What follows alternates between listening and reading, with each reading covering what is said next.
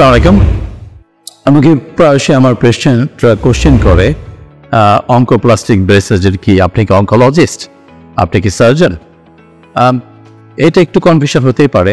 এটা রিলেটিভলি একটা newer concept. আজ থেকে 15-16 বছর আগে উন্নত বিশ্বে এই কনসেপ্টটা চালু হয়েছে যে একজন ব্রেস্ট সার্জন যিনি ব্রেস্টের সব ধরনের সার্জিক্যাল ট্রিটমেন্ট দেবেন, যেটা ব্রেস্ট ক্যান্সার হোক বা ব্রেস্ট ক্যান্সার না হোক, ব্রেস্ট রিলেটেড যতগুলো সমস্যা, এর সাথে যাদের প্লাস্টিক সার্জিক্যাল স্কিল বা ট্রেনিংয়ের মাধ্যমে যে ট্রিটমেন্টটা যারা দিচ্ছে, সার্জারির পাশাপাশি প্লাস্টিক সার্জিক্যাল স্কিল মানে অঙ্কোলজিক্যাল সেফটি, ক্যান্সারটাকে সাকসেসফুলি সরিয়ে এর পাশাপাশি ব্রেস্টটাকে সুন্দরভাবে রিকনস্ট্রাক্ট করে যতটুকু ন্যাচারাল করা যায়, এই যে দুটো কনসেপ্ট, যে plastic surgery and oncology surgery, এই দুটোর কম্বিনেশনটাই হচ্ছে অঙ্কোপ্লাস্টিক ব্রেস্ট সার্জারি। এটা করতে নর্মাল সার্জিক্যাল ট্রেনিংয়ের পরে অ্যাবাউট ইয়ার টু 2 ইয়ার্স এরকম ফেলোশিপ ট্রেনিং নেয় ইংল্যান্ডে, এবং পরবর্তী তারা অঙ্কোপ্লাস্টিক ব্রেস্ট সার্জন হিসাবে কাজ শুরু করেন। আমি একজন অক্সফোর্ড ডিনারির সুপারভাইজার হিসাবে বা ট্রেনার হিসাবে যতগুলো অঙ্কোপ্লাস্টিক ব্রেস্ট সার্জনকে আমি তৈরি করেছি, আমার মতো অনেকেই করেছেন, তাদের প্রত্যেকেই 6 থেকে 8 বছরের রিগোরাস ট্রেনিংয়ের মাধ্যমে they eventually develop as an oncoplastic breast surgeon.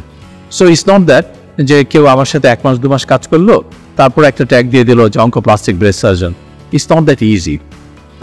এটা এই ব্যাপারগুলোকে আমি একটু সবাইকে সাবধানতা বলবো যে আমি বাংলাদেশি অঙ্কোপ্লাস্টিক ব্রেস্ট সার্জারি কনসেপ্টটাকে এদেশে টেকনোলজি ট্রান্সফারের মাধ্যমে নিয়ে এসেছি, যাতে করে আপনারা যাদের ব্রেস্টের বিভিন্ন রকম অসুখ রয়েছে, ইনক্লুডিং ব্রেস্ট ক্যান্সার রয়েছে, তাদের যাতে বিদেশে যেতে না হয় বা ইংল্যান্ডে যেতে না হয় এই ট্রিটমেন্টের জন্য, সেটার জন্য আমি বাংলাদেশে এসেছি।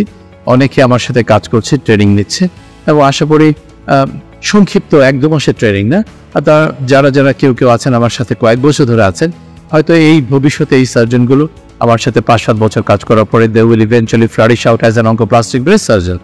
এবং এই কনসেপ্টটা আমি বাংলাদেশে শুধু প্রাইভেট লেভেলে রাখতে চাচ্ছি না, আমি চাচ্ছি যে একটা কোলাবোরেটিভ অ্যাপ্রোচ গভর্নমেন্ট সেক্টরের ট্রেনিং সেন্টারগুলোর পাশাপাশি প্রাইভেট সেক্টর, যদি আমরা একটা কোলাবোরেটিভ অ্যাপ্রোচের মাধ্যমে ট্রেনিং স্কিম চালু করতে পারি with the help of the plastic surgeons, breast surgeons and oncoplastic breast surgeons, সবাই মিলেই যদি আমরা একটা ফিউচার জেনারেশন সার্জনদের তৈরি করতে পারি যথাযথ প্রশিক্ষণের মাধ্যমে, তাহলে কিন্তু they can come out as truly as an oncoplastic breast surgeons.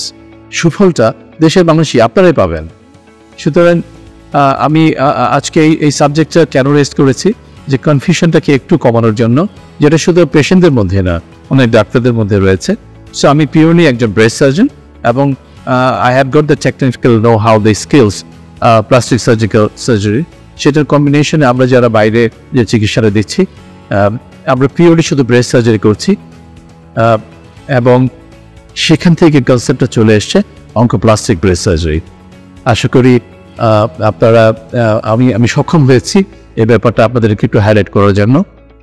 আপনারা সুস্থ থাকবেন এবং সার্বিক মঙ্গল কামনা করছি। আসসালামু আলাইকুম।